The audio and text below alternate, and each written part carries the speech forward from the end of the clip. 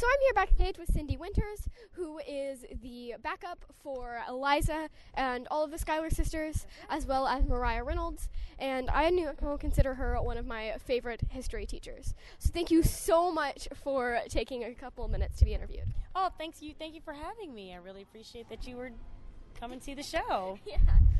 So Eliza is my favorite character in the show, and you were really amazing. I just wanted to thank you so much for your performance. It was really amazing.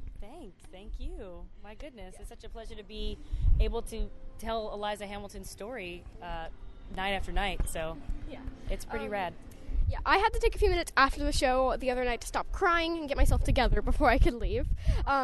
So I'm always amazed about how a work of fiction, or historical fiction in this case, can have such a huge impact on people.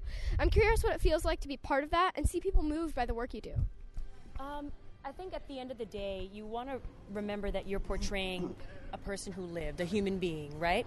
So you want to give them you want to give the audience an opportunity to learn about who that person is and also get a chance to connect with them on a human level. Yeah.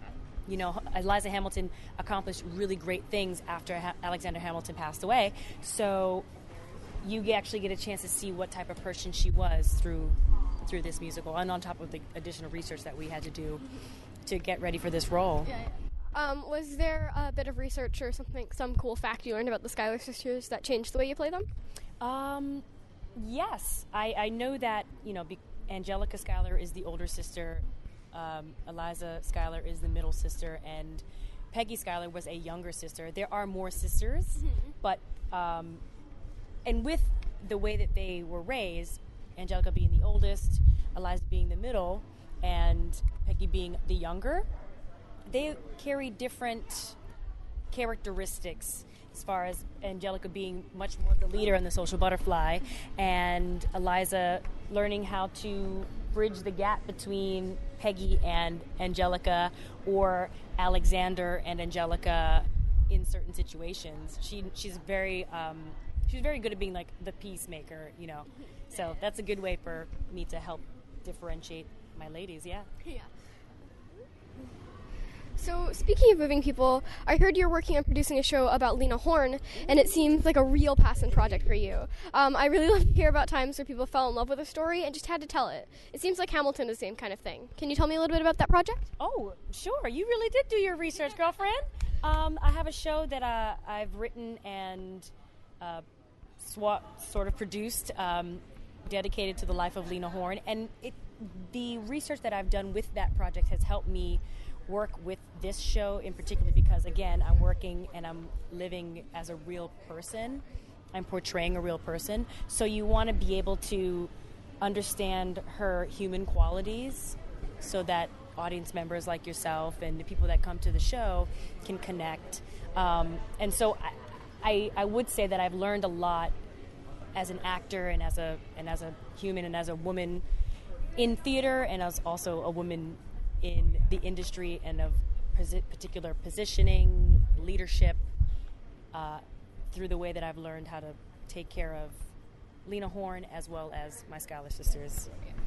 We saw some clips of you doing it. It was absolutely amazing. I'd really love to see the show sometime. Yeah. Well, then I'll keep that in mind. So one of the things that we've been thinking about a lot is probably for the rest of my life, whenever I think about one of these characters, I'm going to see the people in this show. I'm going to see the Schuyler sisters and even Thomas Jefferson. That's the way he acts in my head, and especially Hercules Mulligan. It's kind of cool that the first images of these characters in my head will now be people of color when I hear those names. What do you think about how those images will creep into mental pictures from now on? Wow, I think that's a really great question, and we get questions like that all the time. Oh, by the way, this is Roddy Kennedy, and he is also in the cast of Hamilton, and he's like one of my best friends here. So I figured that he would be able to answer some questions like that as well. Yeah. Take it away. Well, go ahead. I would love to hear what you're thinking. Yeah. So I think, this gives an opportunity growing up for us and for people a little bit older than you. When we would go and sit into our American history class, we would open up a textbook, and then you would see the names of George Washington, Thomas Jefferson, Alexander Hamilton, Aaron Burr, or James Madison, and you would just think that they're these old guys in wigs Yeah. on a paper in my class that I have to read about that signed a Declaration of Independence that I don't really have a connection with other than that they helped form America in a way, right? Yeah.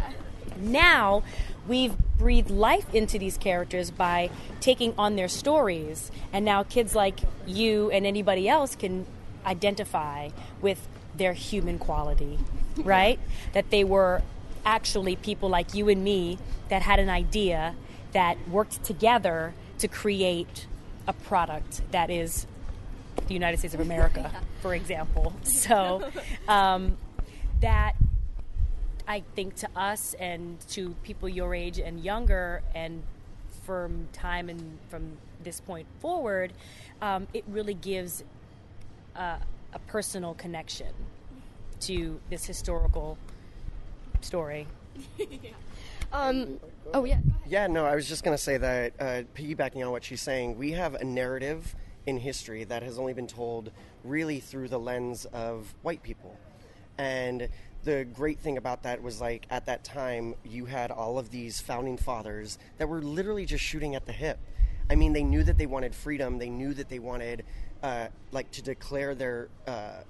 declare themselves away from this, like, brutal regime that was happening with England. And so there was a really wonderful opportunity for us to create what America was. But at that time, it was literally building blocks. Like, they were using these pieces and these ideas with the Constitution as, like, Lego pieces to help build it from the ground up. And yes, that was happening as, like, men being white. Like, that was the people of power at that time.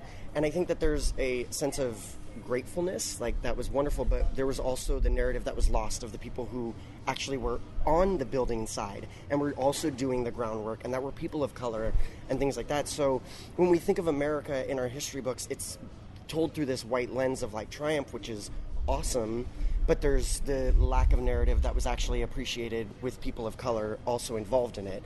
And the great thing about the show that it says is we're still intertwined. And now is a really great time to look at this American story that is being told through what America looks like in the present. And that is now being able to, we are at a point to where we can lend a voice and actually put faces to these characters that may just come in different shades, but ultimately it's rooted in the American soil. I definitely think that it's really amazing to kind of be in the present when the stories are told, because a lot of what I knew about Alexander Hamilton was he was a guy, he wore a wig, and he signed the Declaration of Independence. Right? That's what I know. Yeah. And then Hamilton came along. It kind of puts you there, and you can see, even if it's likely not exactly how they acted, you can see Thomas Jefferson and you can see Alexander Hamilton and their lives. Right. And you can see the journeys and the obstacles that they faced and things like that, and you can connect with that as yourself, which is good. And then it also inspires and empowers young people and people in our audience to want to do more, contribute more to their situation. I think that it's also important because if history were this exciting when I was growing up, I think that I would have been more invested. As a performer, I didn't actually start to really get into history unless I was specifically a part of a period piece. And then I would, like, gradually do my homework and research on that. And the great thing about this story is that we're getting kids invested in what American culture is and in the history. And what empowerment that does is that you actually do have a voice.